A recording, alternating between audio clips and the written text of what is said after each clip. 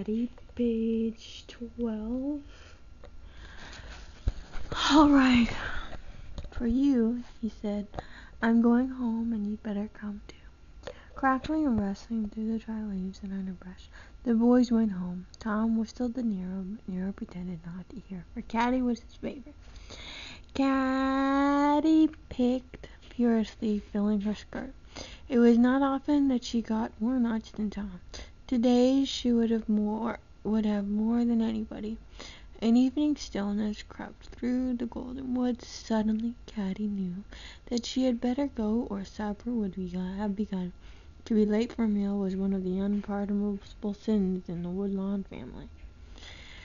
Clutching the edges of her heavy skirt, she began to run. A thorn reached out and tore her sleeve. Twigs caught in her tangled hair. Her face was dirty and streaked with perspiration, but she didn't stop running until she reached the farmhouse. In fact, she didn't stop even then, for the deserted look of the yard told her that they were all at supper. She rushed on, red and disheveled, and flung open the dining room door. There she stopped for the first time, frozen with astonishment and dismay. It wasn't an ordinary supper. It was a company supper. Everybody was calm and clean and sedate, and at one end of the table sat the circuit rider, paralyzed with horror. Caddie's fingers let go her skirt, and a flood of green hazelnuts rolled all over the floor. In a terrible lull in the conversation, they could be heard bumping and rattling to the farthest corners of the room. The Circuit Rider, Chapter 2. How do you do, Caroline? Augusta, said the circuit rider in his deep voice, that voice which filled the schoolhouse with the fervor of his praying. The circuit rider was the only person who bothered to remember that Caddie was really Caroline Augusta, and that Hetty was Henrietta. He turned his dark, deep-set eyes on Mrs. Woodlawn, who sat beside him at the end of the long table. When are you going to begin making a young lady of this wild Indian, Mrs. Woodlawn? He inquired. The cameo brooch, which she wore only on Sundays or special occasions, rose and fell on Mrs. Woodlawn's bosom. The cameo earrings trembled in her ears, but she answered in as calm a voice as she could muster. You must ask my husband that question, Mr. Tanner. Caddie, said Mr. Woodlawn abruptly, don't stand there standing, my child. Get washed into the table. Caddie disappeared in an instant, but as she went she heard her father saying, Yes, Mr. Tanner, it is my fault that Caddie is running wild instead of making samplers and dipping candles. Boring! I will tell you why. Caddie heard no more, but she knew what her father had to say.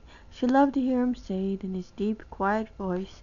She would be telling how frail she and little Mary had been when they came to Wisconsin from Boston, and how, after little Mary had died, he had begged his wife to let him try an experiment with Caddie. Little Mary died, and she never did anything. She got sick. Harriet, he said, I want you to let Caddie run wild with the boys. Don't keep her in the house learning to be a lady. I would rather see her learn to plow than make samplers if she can get her health by doing so. I believe it is worth trying. Bring the other girls up as you like, but let me have Caddie. So Caddie didn't get sick because she did some exercise. Maybe little girls like to go outside. It's not just a boy thing. I did. So for 7 years, Caddie had run the woods with Tom and Warren. She was no longer pale or delicate. She was brown and strong, and if Tom climbed a tree, Caddie climbed a taller one. If Warren caught a snake, Caddie went after a longer one.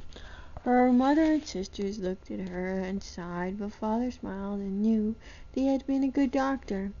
As these things went through her mind, Caddie ran a comb through her tangled curls and splashed water over her red, dusty face.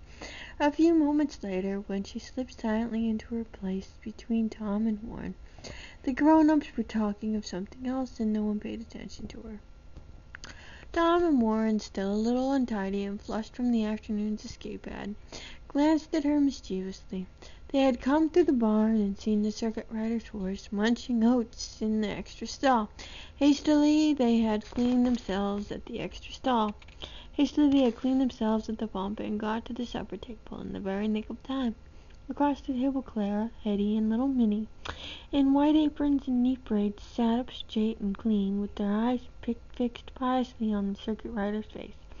Even baby Joe, in his high chair, trying his new tooth on a silver spoon, was in spotless white. Mrs. Conroy, the hired girl, moved about the table with fresh supplies of food. Her eyes rested on Caddie in silent amusement. Caddie was her favorite among the Woodlawn children, largely because of her amusing scrapes the child got herself into. Mr. Woodlawn sent a heaping plate of beans and brown bread down to his second daughter, and Caddie ate obediently. But she was smarting with disgrace. Beneath the table she could still feel some of her hazelnut rolling about under her feet, and the circuit rider had asked Mother when she had intended making a young lady out of her. A young lady indeed! Who wanted to be a young lady? Certainly not Caddie. But still there were times when it was uncomfortable not to be one, even with their father's loyal support. They were talking about the Indian massacres now, and forgetting herself, Caddie began to be silent. Nowadays everyone talked of the Civil War, which seemed far away from Wisconsin, and of the Indian massacres, which seemed uncomfortably near. It's those Southerners who come north and incite the Indians to rebellion, just to make more trouble for the North, said Mrs. Woodlawn decidedly. Yes, said Mr. Tanner, I feel that we cannot trust the Indians, even when they seem to be friendly. I don't believe we'll have massacres here, Mr. Tanner, said Father. I do trust these Indians. It's true enough that they ought to be loyal to us, cried Mrs. Woodlawn, smiling at her husband. Goodness knows I've fed them enough victuals, and of course you know my husband has treated them. Someone told me that you had remodeled the guns of the whole tribe. Woodlawn, is that possible? Asked the circuit rider. That's page 18. Page 12 through 18. We'll continue page 18 in the next episode.